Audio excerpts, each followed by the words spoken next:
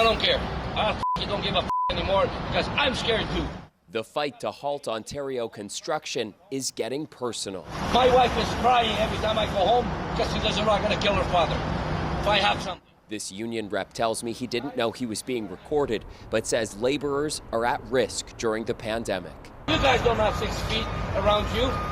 We're all breathing on each other. Where's your eating facilities? Are they sanitized? You have water to wash your hands when you eat your sandwiches? That speech right there, that could have happened any job site, anytime over the last 20 years.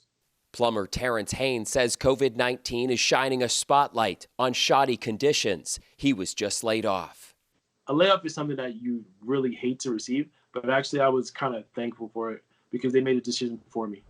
Unlike in Quebec, where the government stopped construction, Ontario Premier Doug Ford says shelter is essential, and so is construction.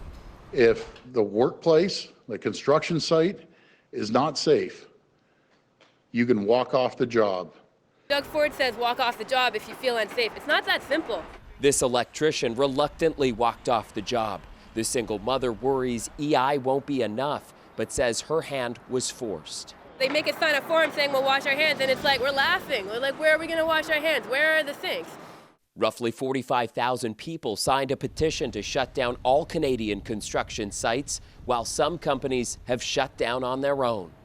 It would be better to suffer for 15 days than possibly dragging this for months to come. Some might think being considered essential is a compliment. I hear the word essential, but to me, really what you're saying is we're expendable. He says workers are being sacrificed. Chris Glover, CBC News, Toronto.